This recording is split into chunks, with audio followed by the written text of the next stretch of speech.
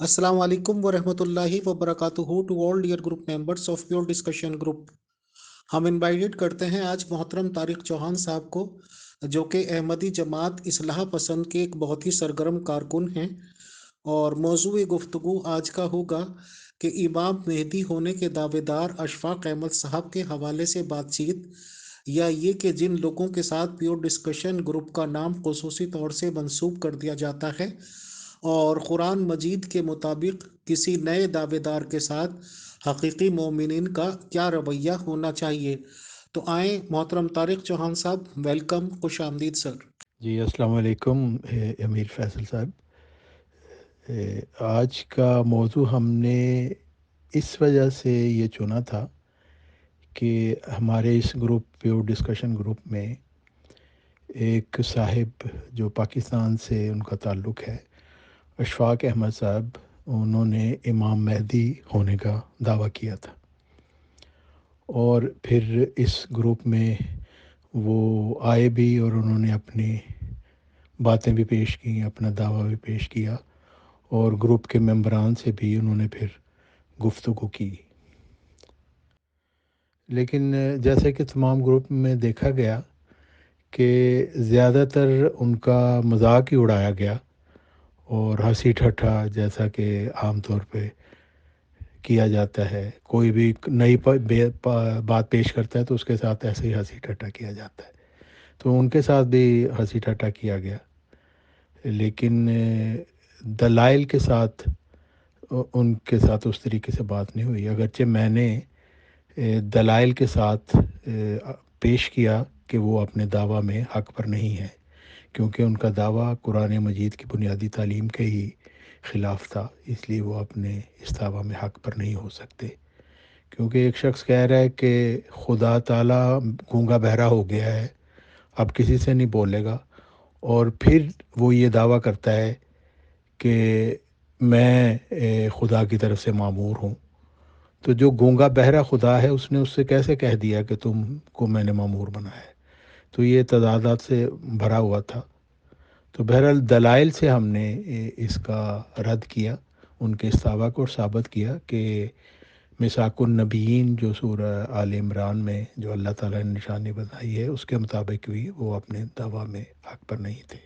और असल में मोमिन का एक इतना ही काम है कि एक शख्स अगर दावा करता है तो दलाइल से उसके दावा पर गौर करे कि वो शख्स क्या दावा पेश करता है और अपने उस दावा में की दलील क्या पेश करता है। तो लेकिन आम तौर पे ऐसा होता नहीं। तो बाद में ख़बर आई कि अशफाक अहमद साहब को पाकिस्तान की पुलिस ने गिरफ़्तार कर लिया है और उनका जुर्म ये था कि उन्होंने इमाम मेहदी होने का दावा किया है। तो उसके बाद फिर ग्रुप के एक मेंबर ने ये तबसरा किया प्योर डिस्कशन ग्रुप में कि ये प्योर डिस्कशन ग्रुप जो है बड़ा ख़तरनाक ग्रुप है, इसमें जो भी आके कोई अपना दावा पेश करता है तो वो पकड़ा जाता है।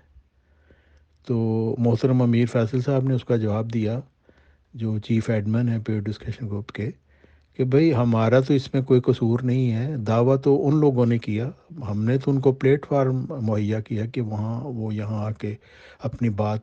असल बात यह है कि अगर हम ये देखें कि मज़हब की दुनिया से पहले अगर हम साइंस की दुनिया में ही देखें तो ये हमेशा से ऐसा रहा है कि कोई शख्स कोई नई साइंसी तहकीक भी पेश करता है तो उस वक़्त के साइंसदान जो बज़ाहिर अपने आप को बहुत पढ़े लिखे और बड़े एडवांस कहते हैं, तरक्की पसंद, तरक्की याफ़्ता कहते हैं, वो उसके पीछे पड़ जाते हैं। हमारे पास बेशुमार मिसालें हैं, गैलीलियो की मिसाल है, और फिर ये कि डॉक्टर सेम्बलवाइस की मिसाल है स्विट्ज़रलैंड में।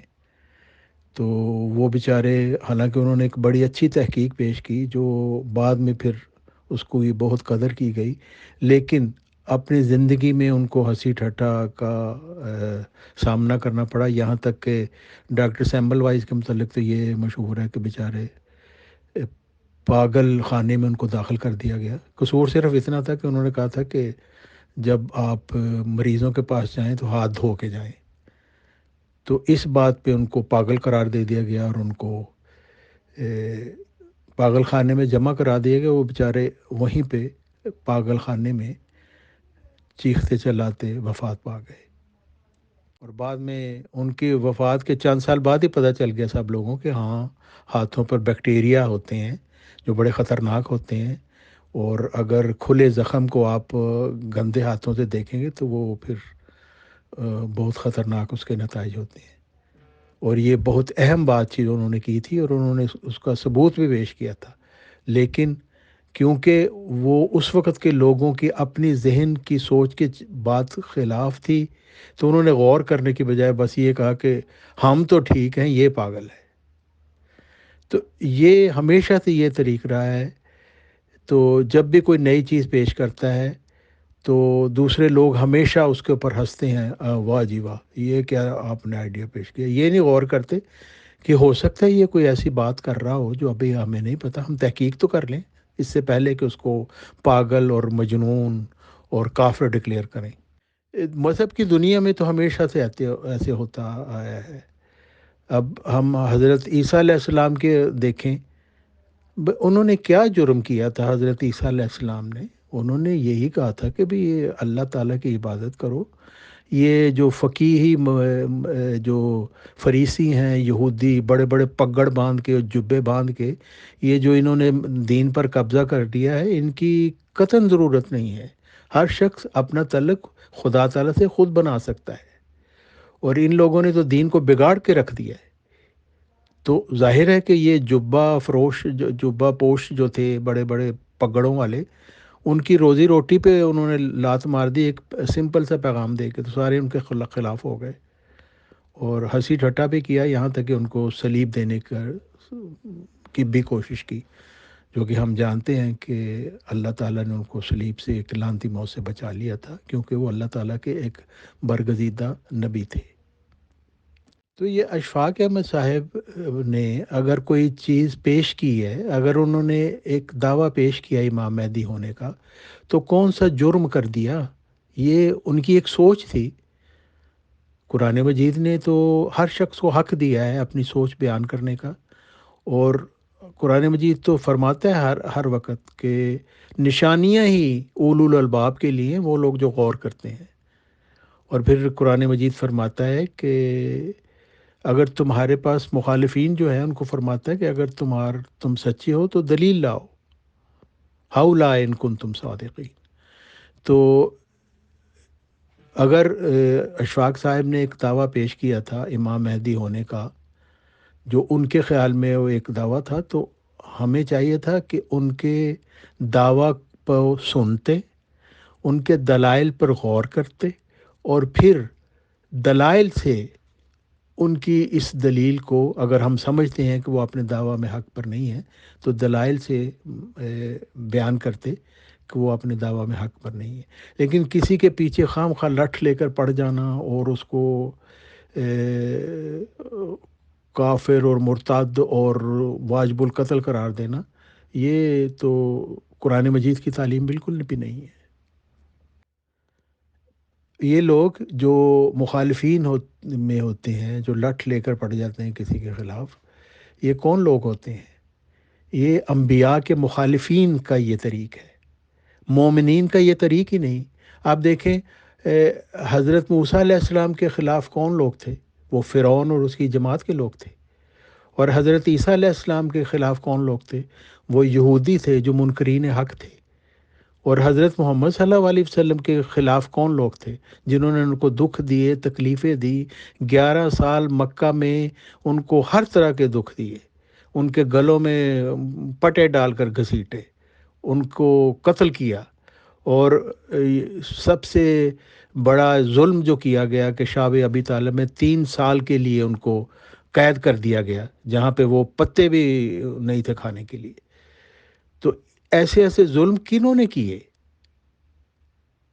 وہ مخالفین حق تھے، وہ نبیوں کے مخالف تھے، نبیوں کے حق نہیں تھے، مومنین نہیں تھے، وہ منکرین تھے، وہ کافر لوگ تھے، مشرک تھے، جنہوں نے پھر انبیاء کو دکھ دیے. تو میں تمام لوگوں کو، یہ جو سارے گالی باز نام نہاد مسلمان ہیں جو دنیا جہان کی گندی گالیاں نکالتے ہیں اور پھر کہتے ہیں ہم عاشق رسول ہیں، ان لوگوں کو میں بتانا چاہتا ہوں کہ ذرا غور کرو کہ تمہارے رویے جو ہیں کس طرح کے ہیں۔ کیا تمہارے رویے ان لوگوں کی طرح ہیں جو حضرت محمد صلی اللہ علیہ وسلم کے ساتھ تھے، یا تمہارے رویے ان لوگوں کی طرح ہے جو حضرت محمد صلی اللہ علیہ وسلم کے مخالف تھے؟ آج اگر اشفاق احمد صاحب نے امام مہدی ہونے کا دعویٰ کیا اسی طرح جس طرح حضرت محمد صلی اللہ علیہ وسلم نے دعویٰ کیا تھا، کیونکہ جو حضرت محمد صلی اللہ علیہ وسلم کے مخالفین تھے وہ تو یہی سمجھتے ہیں نا کہ یہ جھوٹے ہیں اپنے دعویٰ میں، اور آج جو یہ اشفاق احمد صاحب کے جو مخالفین ہیں وہ سمجھتے ہیں وہ اپنے دعویٰ میں جھوٹے ہیں۔ تو دعویٰ میں جھوٹا سمجھنے کی وجہ سے نبیوں کی مخالفت ہوئی، اور حضرت محمد دیکھیں اگر یہ درست ہوتا کہ کوئی شخص بھی کوئی دعویٰ کرے اور اس کے خلاف سارے لٹھ لے کر پڑ جائیں اور اس کی جان کے درپے ہو جائیں، تو پھر ہم کیسے کہہ سکتے ہیں کہ وہ مشرکین مکہ غلط تھے؟ پھر تو وہ صحیح تھے، کیونکہ ہم تو ان سے اتنے متاثر ہیں کہ انہی کے رویے ہم آج اختیار کر رہے ہیں۔ تو پھر ہمیں کوئی حق نہیں ہے کہ ہم ان کے اوپر کوئی بات کریں، مشرکین مکہ کو برا کہیں۔ ہم تو پھر نعوذ باللہ حضرت محمد صلی اللہ علیہ وسلم کو اور حضرت عیسیٰ علیہ السلام کو اور ان کے حواریوں کو برے کہیں گے نا، کیونکہ ہم ان کے مخالفین کے رویے ہم اپنا رہے ہیں۔ تو یہ سوچنے کا مقام ہے کہ آپ لبیک لبیک کے جھوٹے دعوے اور نعرے لگا کے تو کھڑے آپ کس کے ساتھ ہیں؟ آپ کے رویے کیسے ہیں؟ کافروں کے، بدبخت یہودیوں کے، فرعونیوں کے وہ رویے آپ کے ہیں۔ تو آپ حضرت محمد صلی اللہ علیہ وسلم کے عاشق نہیں ہیں، ان کے بدترین دشمن اور بدترین گستاخ ہیں۔ جب ہم قرآن مجید کا مطالعہ کرتے ہیں تو ہمیں پتہ چلتا ہے کہ اللہ تعالیٰ نے دو بڑے گناہ قرآن مجید میں بتائے گئے ہیں۔ وہ کون سے ہیں؟ جیسے کہ سورہ الاعراف کی آیت 38 میں اللہ تعالیٰ فرماتا ہے فَمَنْ أَظْلَمُ مِمَّنِ افْتَرَىٰ عَلَى اللَّهِ كَذِبًا أَوْ كَذَّبَ بِآيَاتِهِ، بس اس سے زیادہ ظالم کون ہے جو اللہ پر جھوٹ کرے یا اس کے نشانات کو جھٹلائے۔ یعنی سب سے بڑا گناہ یہ ہے کہ کوئی شخص یہ جھوٹا دعویٰ کر دے کہ خدا نے مجھے بھیجا ہے، اور اس کے بعد اتنا ہی بڑا گناہ یہ ہے کہ ایک شخص کو خدا بھیجے اور اس کا کوئی شخص انکار کر دے، تو وہ اتنا ہی ظالم، اتنا ہی بڑا کافر ہے۔ دونوں کو اللہ تعالیٰ نے ایک ہی پلڑے میں ڈالا ہے، جھوٹا دعویٰ کرنے والا اور سچے کا انکار کرنے والا۔ اچھا، اب ایک شخص کوئی دعویٰ کرتا ہے تو ہم انسان ہم کیسے جانیں کہ وہ سچا ہے کہ جھوٹا ہے؟ جیسے کہ میں نے بیان کیا کہ ایک بات تو یہ کہ ہم دلائل سے، اس وقت ہمارے پاس چونکہ قرآن مجید ہے، فرقان حمید ہے جو فرق کر کے بتا دیتا ہے سچ اور جھوٹ میں، تو ہمارے پاس چونکہ قرآن مجید کی گواہی موجود ہے تو ہم جان سکتے ہیں کہ اللہ تعالیٰ نے قرآن مجید میں جو آنے والوں کے لیے سچائیاں بتائی ہیں ان کو پرکھنے کے لیے، کیا ان کے اوپر کوئی شخص جو نیا دعوے دار ہے پورا اترتا ہے یا نہیں، اس طریقے سے ہم دیکھ سکتے ہیں۔ لیکن اس کے باوجود قرآن مجید کے ہوتے ہوئے اور اس کا مطالعہ کرتے ہوئے ہم 100% کسی کے متعلق یا 100% طور پر کسی کے متعلق یہ نہیں کہہ سکتے کہ وہ اپنے دعویٰ میں سچا ہے یا جھوٹا ہے، اس وجہ سے کہ ہماری سوچنے میں، پڑھنے میں، سمجھنے میں غلطی ہو سکتی، کیونکہ ہم انسان ہیں، کمزور ہیں۔ تو اس سے بچنے کا سب سے یہی طریقہ، بہترین طریقہ یہ ہے کہ جب کوئی دعوے دار آئے ہم اس کے دعوے کو سنیں، اس پر غور کریں، جو دلائل وہ پیش کرتا ہے ان پر غور کریں، اور اس کے مقابل دلائل سے اس کے اس دعویٰ کو رد کرنے کی کوشش کریں، یہ ایک بات ہے۔ لیکن اگر فرض کریں ہم نے دلائل سے اس کے دعویٰ کو رد کر بھی دیا، تو اس کے بعد بھی پھر قرآن مجید کی اس آیت سے ہمیں ڈر جانا چاہیے کہ کہیں یہ سچا نہ ہو، تو ہم اس کی مخالفت نہ کریں، ہم اس کو اس کے حال پہ چھوڑ دیں۔ اس کی وجہ کیا ہے؟ دیکھیں، قرآن مجید ایک اصول کے مطابق ایک اصول پیش کرتا ہے کہ یا حسرتاً علی العباد ما یاتیہم من رسول الا کانوا بہ یستہزئون، یعنی اللہ تعالیٰ ایک اصول کے طور پر بیان کرتا ہے سورہ یاسین آیت 31 کہ وائے حسرت بندوں پر، ان کے پاس کوئی رسول نہیں آتا مگر وہ اس سے ٹھٹھا کرنے لگتے ہیں۔ یعنی اللہ تعالیٰ یہ فرماتا ہے کہ عام طور پہ یہی ہوتا ہے، جو سچا رسول بھی خدا تعالیٰ کی طرف سے آتا ہے اس کو بھی ماننے والے کم بندے ہوتے ہیں، زیادہ تر ہنسی ٹھٹھا کرتے ہیں، انکار کرتے ہیں۔ تو ایک مومن کو چاہیے کہ وہ یہ سوچے کہ میں نے اس شخص کے دعویٰ پر غور کیا، اس کے دلائل کو میں نے سنا، سمجھا، اس پر غور کیا، ان کو سمجھنے کی کوشش کی، اور پھر دلائل سے، قرآن مجید کے دلائل سے میں نے اس کا رد بھی کیا۔ لیکن اس کے باوجود ہو سکتا ہے کہ مجھے بات سمجھ نہ آئی ہو، تو سیف سائیڈ پہ جانا زیادہ بہتر ہے، محتاط ہونے کا، کیونکہ کہیں اللہ تعالیٰ ہمیں ان لوگوں میں شامل نہ کرتے جن کے متعلق اللہ تعالیٰ فرما رہا ہے وائے حسرت ان بندوں پر۔ تو سیف سائیڈ یہ ہے، یعنی محتاط طریق یہ ہے کہ ہم یہ کریں کہ ہم اس شخص کو اس کے حال پر چھوڑ دیں۔ یہ مومنانہ طریق ہے جس سے ہم خدا تعالیٰ کے غضب سے بچ سکیں گے، کیونکہ خدا تعالیٰ کا غضب ہی سب سے بڑا ہے جس سے انسان کو ہر صورت بچنا چاہیے، ہر کوشش کرنی چاہیے، کیونکہ ہو سکتا ہے ہم سمجھ میں غلطی ہو اور ہم کہیں خدا تعالیٰ کے غضب کے نیچے نہ آ جائیں۔ اور پھر عام طور پہ ہنسی ٹھٹھا جو کیا جاتا ہے اس میں یہ بھی ہوتا ہے کہ دیکھیں جی اس کی شکل کیسی ہے، یعنی ہر شخص ذرا غور کرے، کوئی بھی شخص چاہے بظاہر کتنا بھی وہ خوبصورت ہینڈسم ہو، آپ اس کی شکل لا کے دکھائیں، ہزار غلطیاں ہر شخص اس میں نکال سکتا ہے اگر وہ غلطیاں نکالنا چاہے۔ تو بتائیں کہ کسی کی شکل کو دیکھ کر آدمی کیسے یہ اندازہ کر سکتا ہے کہ میرے خیال میں یہ اپنے دعویٰ میں سچ نہیں۔ یہ انتہائی جاہلانہ یہ طریق ہے جس کو قرآن مجید رد کرتا ہے۔ جیسے کہ اللہ تعالیٰ فرماتا ہے قرآن مجید میں سورہ الفرقان میں آیت 42 میں وَإِذَا رَأَوْكَ إِن يَتَّخِذُونَكَ إِلَّا هُزُوًا أَهَذَا الَّذِي بَعَثَ اللَّهُ رَسُولًا، اور جب وہ تجھے دیکھتے ہیں، یعنی حضرت محمد صلی اللہ علیہ وسلم کو مخاطب کر کے اللہ تعالیٰ فرماتا ہے، اور جب وہ تجھے دیکھتے ہیں تو تجھے محض تمسخر کا نشانہ بناتے ہوئے یہ کہتے ہیں کیا یہ ہے وہ شخص جسے اللہ نے رسول بنا کر مبعوث کیا؟ اب دیکھیں، یہ امام مہدی کا دعوے دار یہ جو اشفاق احمد صاحب تھے، ان کے ساتھ بھی اس طرح کی باتیں کی گئیں۔ تو وہ سچے جھوٹے کی تو بات ہی نہیں یہاں پہ ہو رہی، اصل بات ہے یہ رویوں کی بات ہو رہی ہے کہ ایک شخص ایک دعویٰ کرتا ہے، وہ سچا ہے یا جھوٹا ہے قطع نظر اس بات پہ، ہم لوگوں کا کیا رویہ اس کے ساتھ ہے۔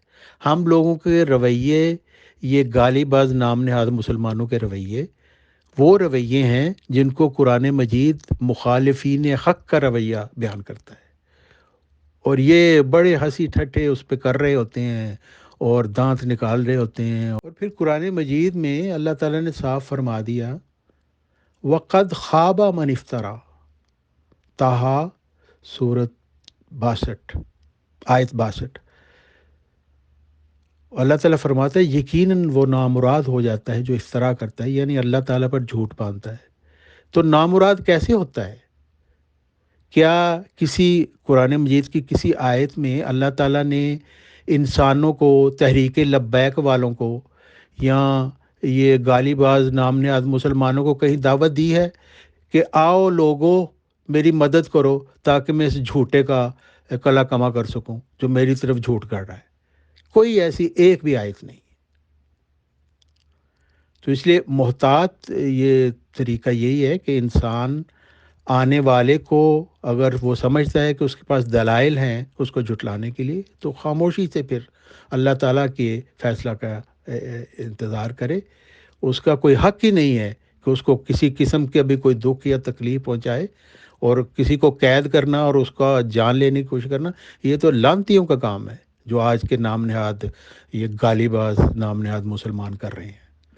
اور دیکھیں قرآن مجید کی یہ سورہ الحاقہ کی آیات 45 تا 48 یہ ایسی پرشوکت ہیں کہ انسان کو خوف آ جانا چاہیے۔ وہ اللہ تعالیٰ فرماتا ہے وَلَوْ تَقَوَّلَ عَلَيْنَا بَعْضَ الْأَقَاوِيلِ لَأَخَذْنَا مِنْهُ بِالْيَمِينِ ثُمَّ لَقَطَعْنَا مِنْهُ الْوَتِينَ فَمَا مِنْكُمْ مِنْ أَحَدٍ عَنْهُ حَاجِزِينَ۔ یعنی اللہ تعالیٰ حضرت محمد صلی اللہ علیہ وسلم کو خاتم النبیین، نبیوں کے سردار، آخری شرعی نبی جن پر قرآن مجید آخری شریعت نازل ہوئی، ان کو مخاطب کرتے ہوئے اللہ تعالیٰ فرما رہا ہے اگر وہ بعض باتیں جھوٹے طور پر ہماری طرف منسوب کر دیتا تو ہم اسے ضرور داہنے ہاتھ سے پکڑ لیتے اور پھر ہم یقیناً اس کی رگے جاں کاٹ ڈالتے، پھر تم میں سے کوئی ایک بھی اس سے ہمیں روکنے والا نہ ہوتا۔ یعنی یہاں پہ اللہ تعالیٰ فرما رہا ہے، اللہ تعالیٰ یہ نہیں فرما رہا کہ یہ جھوٹے طور پر کچھ باتیں منسوب کر دیتا تو ہم پھر لوگوں کو اپیل کرتے کہ خدا کے لیے آؤ اور اس کا کچھ کرو، بلکہ اللہ تعالیٰ فرماتا ہے تم سب مل کے بھی اگر اس کو بچانے کی کوشش کرتے، جو اس کا جتھا ہو، اس کی جماعت ہو، جو اس پر ایمان لے آئے ہو، یعنی اگر یہ جھوٹا ہوتا اور تم سب اس پر ایمان لے آتے ہو تو پھر تم میں سے ایک بھی ایسا شخص نہیں تھا جو خدا تعالیٰ کے غضب سے اس کو بچا سکتا۔ ہم اس کو داہنے ہاتھ سے پکڑ لیتے، یعنی مضبوطی سے پکڑ لیتے اور اس کی رگے جاں کاٹ ڈالتے۔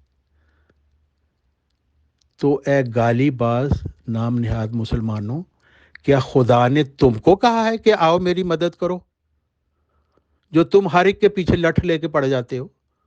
اور خدا تعالیٰ تو تمام کائناتوں کا خالق بھی ہے، مالک بھی ہے، رب العالمین بھی ہے، وہ قدیر ہے، ہر امر پر قادر ہے جس کا وہ ارادہ کرے، اور تمہارے جیسے گندے نالی کے کیڑوں کی اس کو کیا ضرورت ہے؟ وہ تو خود جب چاہتا ہے جس کو چاہتا ہے تباہ کر سکتا ہے، ایک اگلی سانس نہیں آ سکتی اگر اس کا اذن نہ ہو۔ تو وہ اس قادر مطلق خدا کو تمہارے جیسے گندی نالی کے کیڑوں کی گالی باز نام نہاد مسلمانوں کی ضرورت نہیں ہے۔ کسی کے پیچھے پڑنا چھوڑ دو، اور خدا تعالیٰ اگر تم سمجھتے ہو کہ کوئی جھوٹا دعوے دار ہے تو خدا تعالیٰ کے غضب کا انتظار کرو، وہ غضب اس۔ اور پھر دیکھیں کہ جب بھی کوئی بھی شخص کسی قسم کا دعویٰ کرتا ہے تو عقلی طور پر 3 باتوں کو دیکھنا ضروری ہوتا ہے۔ پہلے تو یہ ہے کہ انسان اپنی عقل سے یہ سوچے کہ جس وقت یہ دعوے دار آیا ہے، کیا انسان کی جو عقل سلیم ہے وہ یہ گواہی دیتی ہے کہ اس وقت کسی کے آنے کی ضرورت تھی یا نہیں، اور کیا انسانوں کی موجودہ حالت یہ چاہتی تھی کہ اس وقت کوئی ایسا مسئلہ پیدا ہو۔ اور دوسری بات یہ ہے کہ کیا اس سے پہلے گزرے ہوئے انبیاء کی کوئی اس طرح کی پیشگوئی ہے کہ کوئی ایسا شخص آئے گا جس کے حق میں یہ پیشگوئی کی گئی ہو؟ یہ جو دعوے دار ہے اس وقت موجود، کیا اس کے حق میں کوئی پیشگوئی کی گئی ہے؟ یہ دوسری بات انسان کو دیکھنی چاہیے۔ اور تیسری بات یہ دیکھنی چاہیے کہ اس شخص کے شامل حال کوئی اللہ تعالیٰ کی مدد، کوئی تائید آسمانی ہے یا نہیں۔ تو یہ 3 چیزیں ہمیں دیکھنی چاہیے لٹھ لے کر پڑھنے کے بجائے کسی کے، اور ان پہ اوپر غور کرنا چاہیے۔ جیسا کہ ہم نے ثابت کیا، میں نے اپنے کئی پروگراموں میں، کہ حضرت عبدالغفار جمعہ علیہ السلام کہ یہ تینوں باتیں جو ہیں ان کے اوپر وہ پورا اترتے ہیں. تو وہ مساک النبیین جو سورہ آل عمران میں، اس کے مطابق بھی وہ سچے ہیں. تو جب میں نے ان کا دعویٰ دیکھا تو میں نے ان چیزوں پر غور کیا کہ کیا وہ جو دعویٰ وہ کرتے ہیں اور جو دلائل وہ پیش کرتے ہیں وہ سچے ہیں کہ نہیں. اور آپ دیکھیں 1 سال میں نے اس کے اوپر ریسرچ کی، ایسے ہی میں نے نہیں کسی کو کہہ دیا، کیونکہ میں تو پہلے ہی اس مرزائی خلافت میں شامل تھا، بچپن سے پیدا ہی وہاں پہ ہوئی. تو یہ باتیں پھر میں نے ان کے اوپر غور کیا، ان کے دلائل کو سنا، ان کے دعویٰ کو سنا، ان کے اوپر غور کیا. اور پھر جب میں ان کے دلائل کو قرآن مجید سے رد نہیں کر سکا تو پھر میں نے دیکھ لیا کہ وہ اپنے دعویٰ میں سچے ہیں، اور میں ان پر ایمان لے آیا. اور اللہ تعالیٰ کے میں 1000 شکر ادا کرتا ہوں کہ اس نے مجھے اس زمانے کے امام الوقت پر ایمان لانے کی توفیق عطا فرمائی. لیکن دیکھیں، اگر کوئی شخص دعویٰ کرے اور شروع سے ہی میں اس کے پیچھے لٹ لے کر پڑ جاؤں اور اس کو گالیاں نکالوں اور اس کے اوپر اس کے نام رکھوں، اس کے کارٹون بناؤں اور پھر اس کی شکل کے اوپر باتیں کروں اور ہنسی ٹھٹھا اس کے ساتھ کروں، تو پھر سوچیں کہ اگر فرض کریں جب میں یہ سب کچھ کر چکوں اور پھر مجھے غور کرنے کی توفیق ملے اور مجھے یہ پتہ چل جائے کہ ہاں یہ ان شخص واقعی سچا ہے، تو دیکھیں میرا کیا حال ہوگا. پھر انسان کی انا جو ہے وہ اس کو حق کو قبول کرنے کے معنی ہو جاتی ہے. کیونکہ ایک شخص کو میں نے اتنی باتیں کی، اتنی گالیاں نکالی، پاگل، مجنون، سارا کچھ کہہ دیا، اور اب میں کیسے اس شخص کو کہوں کہ ہاں یہ خدا کی طرف سے ہے.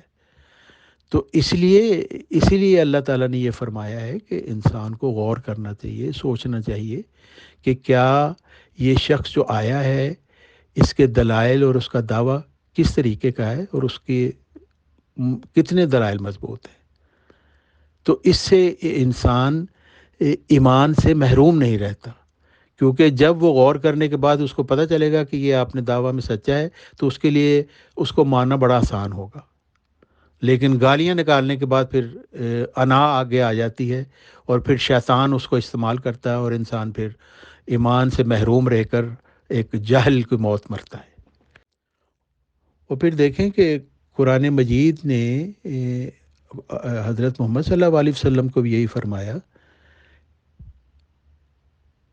فَذَكِّرْ إِنَّمَا أَنْتَ مُذَكِّرْ لَسْتَ عَلَيْهِمْ بِمُسَيْطِرٍ،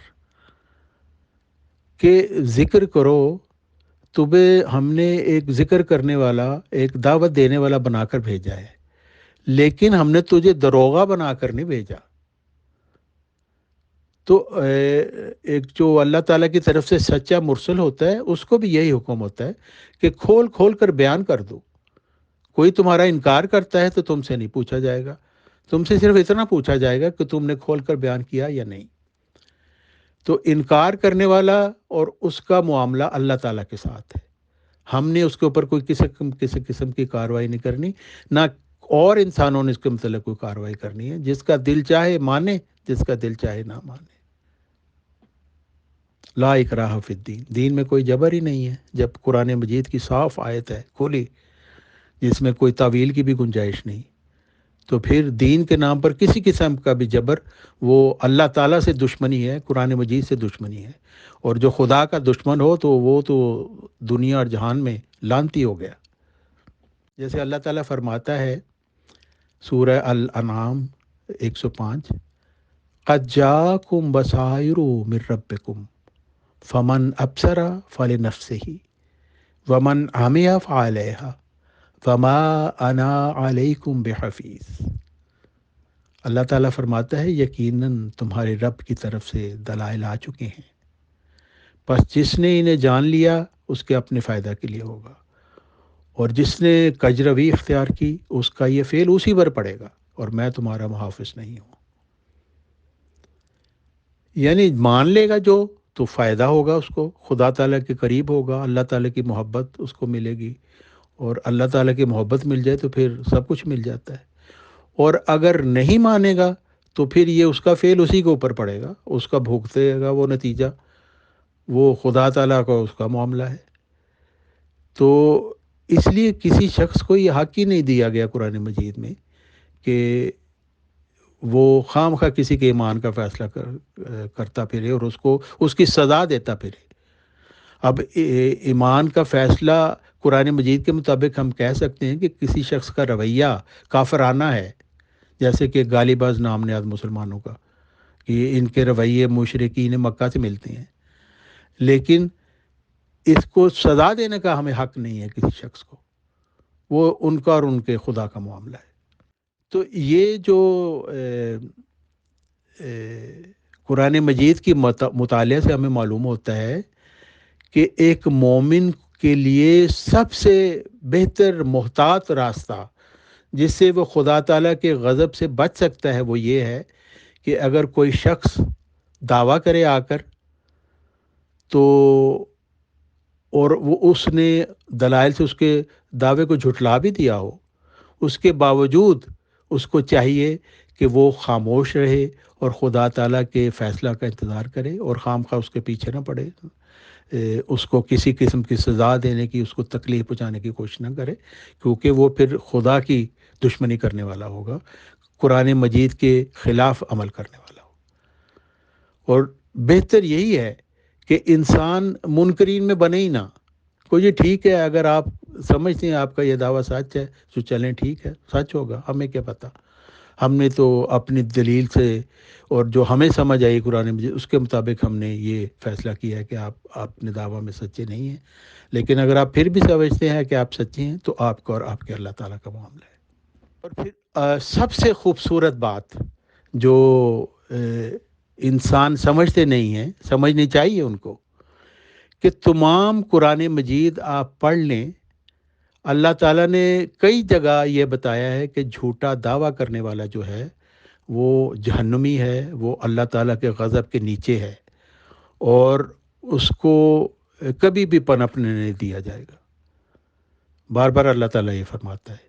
لیکن سارے قرآن مجید میں ایک بھی آیت ایسی نہیں ہے جس میں اللہ تعالیٰ نے ایسے شخص کو کسی طرح کی سزا کا وعدہ دیا ہو جو کسی جھوٹے کو مان لیتا ہے۔ دیکھیں اللہ تعالیٰ کیسا مہربان ہے، کیسا غفور الرحیم ہے، وہ ایسے شخص کو سزا نہیں دیتا جو جھوٹے کو مانتا ہے، وہ کہتا ہے جو جس نے جھوٹا دعویٰ کیا ہے وہ ہے مجرم۔ اگر کوئی شخص اپنے بھول پن میں کسی ایسے شخص کو جس نے جھوٹا دعویٰ کیا ہے وہ اس کو مان بھی لیتا ہے تو اللہ تعالیٰ اس کے لیے کوئی سزا کا وعدہ نہیں کرتا،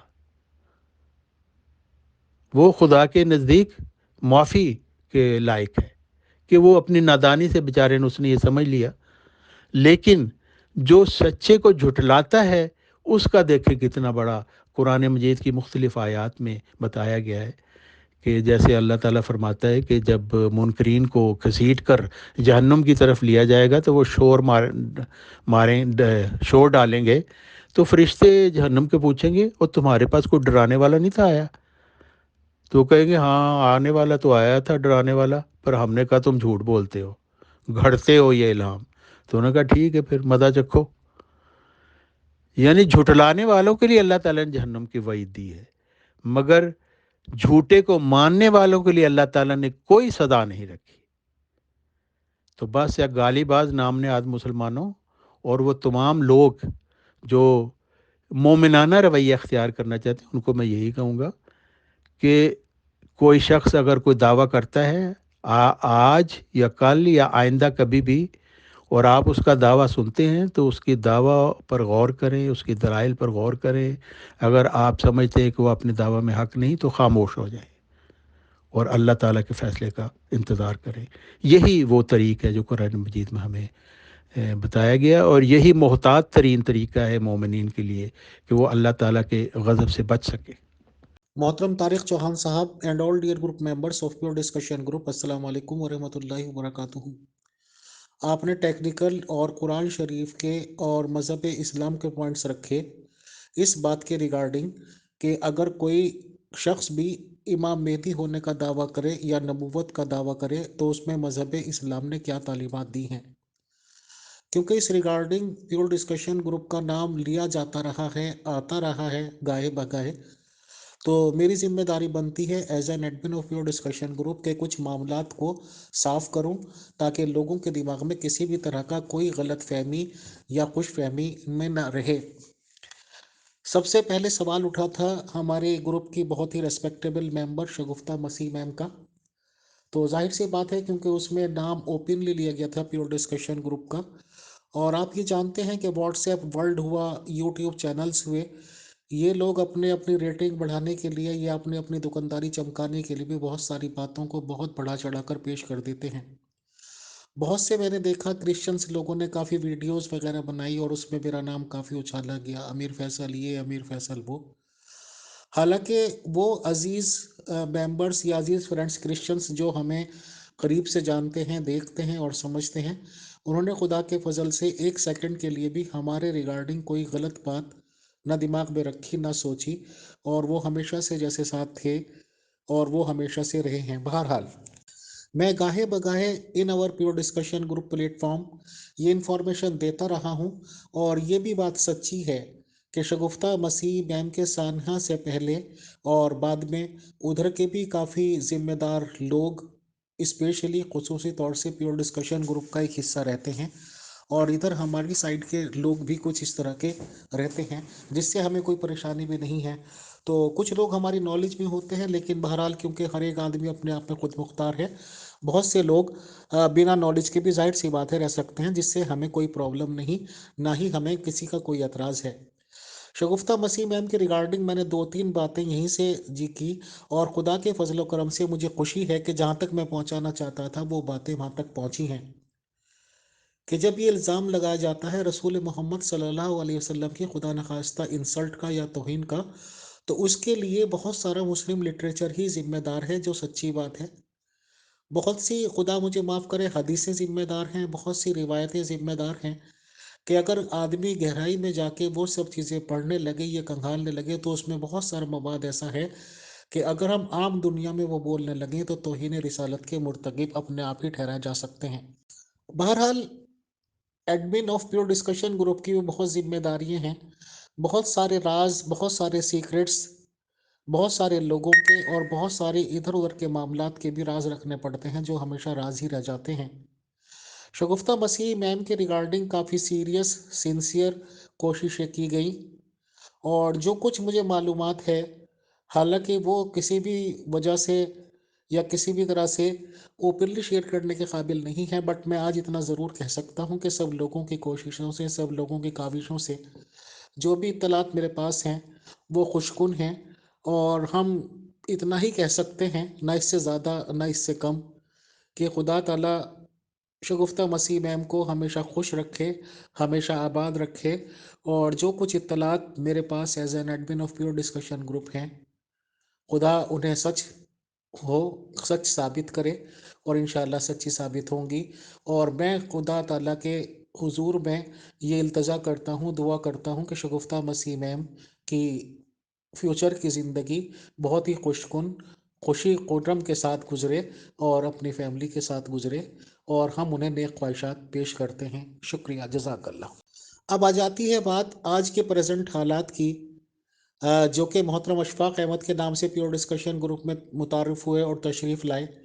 हमारे ग्रुप में जाहिर सी बात है कि हर एक तरह के मेंबर भी हैं। प्रोग्राम मैनेजर अर्शी मैम हैं, जो माशाल्लाह मज़हब इस्लाम की भी काफ़ी मालूमात रखती हैं, जर्नलिस्ट भी हैं, और माशाल्लाह एक अजीम शायरा भी हैं। तो जाहिर सी बात है कि उन्हें इस कदम की क्योंकि टेक्निकल मालूमात है, जानकारी है, तो उन्होंने बस एक दो सवाल किए थे शुरू में ही, पहली मुलाकात में मेहदी साहब से, यानी कि अशफाक साहब से, और एक दो मिनट पे ही उनको जो चीज़ चाहिए थी वो समझ के उन्होंने कह दिया था कि वो बातचीत में अब हिस्सा नहीं लेंगे। तो जाहिर सी बात है मोहतरम तारिक चौहान साहब, जैसे आपने भी कहा कि आपने भी अपने दावे में या जो टेक्निकल चीज़ें होती हैं उसमें ठीक नहीं पाया उनको, बहरहाल उन्होंने वो छोड़ दिया। लेकिन अब हमारे प्योर डिस्कशन ग्रुप में जो भी आता है, जाहिर सी बात है मेहमान बन के आता है, तो मुझे उनके दिल शिकनी हुई होती हुई लगी, तो उनके ही कहने पर, उनके जोर देने पर मैंने उनके कुछ प्रोग्राम लिए ज़रूर। और जो सच्ची बात है कि वो एक बहुत ही सिंपल, सादे, सीधे साधे आदमी हैं, और ये भी कहने में उनकी कोई दिक्कत नहीं, उन्होंने खुद कहा कि वो लेबर का काम करते हैं, यानी कि राज बट क्योंकि हम हिंदुस्तान की पैदाइश हैं, अल्हम्दुलिल्लाह हिंदुस्तान में ही पले बड़े हैं और यहीं पे रहना रहना है हमेशा। तो वहाँ के रवैयों को देखा, वहाँ के पुलिस एडमिनिस्ट्रेशन को देखा, उनकी बातचीत भी सुनी क्योंकि दो वीडियो हमारे सामने आई। तो मुझे काफ़ी उससे डिसअपॉइंटमेंट हुई उन लोगों का रवैया देख के। क्योंकि सच्ची बात यह है कि सबसे पहले जो मामला पुलिस में जाता है या ये कि पुलिस उसमें खुद इंटरफेयर करती है, तो आफ्टर ऑल वहाँ भी इंसान लोग ही बैठे होते हैं और उनकी अपनी मेंटलिटी पर बहुत ज़्यादा कुछ डिपेंड करता है जब तक उनके हाथ में रहता है। तो एक तरीका ये भी हो सकता था कि आदमी से बातचीत की, उसको सोचा समझा। कम से कम हमारे यहाँ तो यही होता है, जैसा मेरा भी काफ़ी वास्ता रहता है इन चीज़ों से। तो पुलिस वाला बैठा होता है जो भी किसी पोस्ट पे है, चेयर पे बैठ के ये भी कह सकता था कि यार तुम किन चक्करों में पड़ गए, हमारे यहाँ के कानून इस तरह की इजाज़त नहीं देते, या कि फंस जाओ कि यह गलत हो जाएगा, आपकी फैमिली इफेक्ट हो जाएगी, ये हो जाएगा वो हो जाएगा। और एक दो मिनट में उनके समझाने का तरीका भी अलग हो सकता था, समझाते और यह अशफाक साहब खुद भी मुतमईन होकर अपने इज्जत के साथ अपने घर आ जाते। बट जाहिर सी बात है कि उन्होंने उसे दूसरे तरीके से लिया। गाड़ी में उनकी वीडियो दिखाई जा रही है तो वहाँ भी अजीब व गरीब किस्म की बातें की जा रही हैं कि मेहंदी साहब आएंगे, वो तो दुनिया को रूल करेंगे, ये करेंगे, वो बहस एक अलग बहस है। बट यह है कि जहाँ की मैंटेलिटी ऐसी हो। और जाहिर सी बात है कि पुलिस के बाद एक हद तक ही केस रहता है, उसके बाद अदालत में पेश करना ही होता है। और अदालतों को सब जानते हैं, यहाँ की या वहाँ की कितना लंबे सिस्टम हो जाते हैं और कहाँ कहाँ तक क्या क्या परेशानियाँ आदमी को हो जाती हैं। बहरहाल हम बहुत डिसअपॉइंटेड हुए इनके वाक़े से भी, और खुदा ताला से दुआ भी करते हैं और अपील भी करते हैं वहाँ के एडमिनिस्ट्रेशन से कि ऐसे मामले को इतनी सीरियसली ना लेकर, जैसे खुदा न खास्ता कोई बहुत बड़ा देशद्रोही पकड़ लिया या कुछ कर लिया, तो उन चीज़ों पे ध्यान दें और ऐसे सीधे साधे आदमियों को लाइटली करके छोड़ दिया करें। हम यही अपील कर सकते हैं, यही दुआ कर सकते हैं, और यही उन लोगों से अपील है कि मासूम लोगों को न टच किया करें। बहुत शुक्रिया, जज़ाकल्लाह, अस्सलाम वालेकुम वरहमतुल्लाह। अल्हम्दुलिल्लाह जो भी प्योर डिस्कशन ग्रुप में मेंबर्स तशरीफ़ लाए या हैं या इंशाअल्लाह आते रहेंगे, हमारी नेक ख्वाहिशात उनके साथ थी, हैं और रहेंगी इंशाअल्लाह। हमने हमेशा सबका भला चाहा है और सबका भला ही चाहेंगे। और दूसरी बात यह है कि अलग देश में हम लोग रहने वाले, अलग अलग मुल्क हमारे, खुदा न खास्ता कोई बुरा किसी का चाहे भी तो कर भी क्या सकता है। और अच्छाई का तो नतीजा दुनिया में भी मिलता है और अल्लाह ताला के यहाँ भी मिलता है। और हमेशा हमने नेक ख्वाहिशात सबके लिए हैं हमेशा थी भी और इंशाल्लाह हमेशा रहेंगी। आप तशरीफ़ लाए मोहतरम तारिक चौहान साहब, जानकारी दी, मैंने भी खुल के अपने पॉइंट्स अपने प्योर डिस्कशन ग्रुप के रिगार्डिंग रखा है, क्योंकि as an admin of pure discussion group मेरी भी ये जिम्मेदारी थी। बहुत शुक्रिया। सभी लोग खुश रहें, आबाद रहें। शुक्रिया, जज़ाकल्लाह, अस्सलाम वालेकुम वरहमतुल्लाह। जी, मैंने आपकी सारी बातें सुनी हैं अमीर फैसल साहब। मैं भी आपको तकरीबन 5 साल से जानता हूँ और प्योर डिस्कशन ग्रुप में जब मैं शामिल हुआ था तो मुझे लगता था कि ये भी ऐसा ही ग्रुप होगा जैसा कि तमाम दूसरे ग्रुप हैं।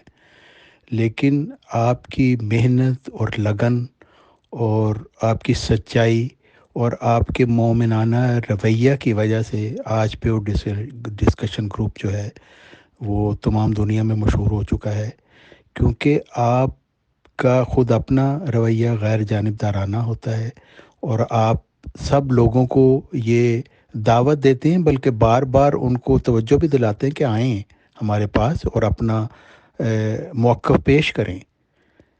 और ये बहुत बड़ी बात है, ये आप शायद इसको आप अंदाज़ा भी नहीं कर सकते कि आप कितना नेक काम कर रहे हैं ये, कि हर एक शख्स को, हर एक मसलिक को, वो कोई भी फ़िरका हो, कोई भी मज़हब हो, उसको आप कहते हैं कि हमारे पास आएँ और अपना दावा और अपने दलाइल पेश करें, अपनी तबलीग करें, अपने मज़हब की अच्छी बातें बयान करें, जो भी आप बयान करना चाहते हैं। और ये एक बहुत बड़ा प्लेटफ़ॉर्म है इस वक़्त इस डिजिटल वर्ल्ड में। तो इसके लिए मैं आपका बहुत शुक्रगुज़ार हूँ कि आप अपने कारोबार के होते हुए, अपनी मसरूफ़ियात के होते हुए, आपने प्योर डिस्कशन ग्रुप को ज़िंदा रखा हुआ है और इसकी आबियारी करते रहते हैं। तो ये मैं समझता हूँ कि मेरे लिए, मेरे दिल से आपके लिए बहुत दुआएं निकलती हैं। अल्लाह ताला आपको नेक सेहत के साथ वाली ज़िंदगी अता फ़रमाए, लंबी ज़िंदगी अता फ़रमाए और आपकी तमाम मुश्किलात को हमेशा के लिए दूर फरमा दे, ताकि अब और आप वक्त दे सकें प्योर डिस्कशन ग्रुप को और इसको बेहतर से बेहतर बनाते जाएं। बहुत बहुत शुक्रिया। आमीन सुम्मा आमीन। मोहतरम तारिक चौहान साहब and all dear group members, अस्सलाम वालेकुम। सच्ची बात यह है तारिक भाई, ये मेरे नाम से ज़रूर है, प्योर डिस्कशन ग्रुप के नाम के साथ मेरा नाम जुड़ा हुआ है, इसलिए चलिए लोग नाम ले लेते हैं। बट ये एक आदमी की कोशिश और काविश से कुछ नहीं होता। माशाल्लाह आप जैसे सीनियर लोगों का साथ, कोऑपरेशन, ताउन और दुआओं का ही सिला है।